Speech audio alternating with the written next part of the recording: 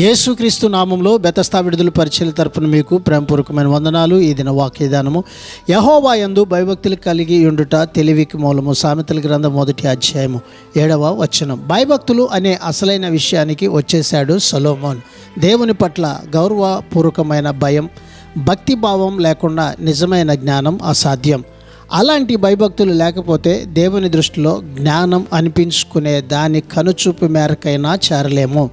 భయభక్తులు లేని వారు విద్యావంతులై ఉండవచ్చు, మేధావులు ఆరితేరిన వారై కూడా ఉండవచ్చు, ఒకవేళ బైబిల్ కూడా వారికి బాగా తెలిసి ఉండవచ్చు. అయితే వారికి జ్ఞానం ఉన్నట్లు కాదు. యెహోవా మీది భయభక్తులు అనే మాటలు, అలాంటి అర్థాన్ని ఇచ్చే మాటలు సామెతల గ్రంథంలో 14 సార్లు కనిపిస్తాయి.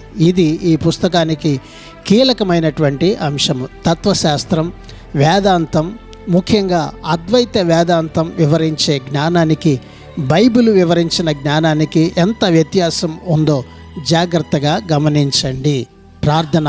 మహాపరిశుద్ధుడా, మహోన్నతుడా, జీవాధిపతి, మా మంచి యేసయ్యా, నీ మహాకృపను బట్టి ప్రేమించి మరొక నూతన దినాన్ని మాకు ఇచ్చినందుకు నీకు వందనాలు, స్తోత్రాలు చెల్లిస్తూ నీ యందు భయభక్తులు కలిగి ఈ లోకంలో ప్రభువా నీవిచ్చేటువంటి జ్ఞానమును మేము సంపాదించుకొని నీ సన్నిధిలో సంపూర్ణులుగా ఆశీర్వాదకరంగా జీవించేటువంటి ధన్యతని ఈ దినాన మాకందరికీ నీ దయచేయమని యేసు ప్రశస్త నామంలో ప్రార్థించి అడిగి వేడుకుంటున్నాము తండ్రి.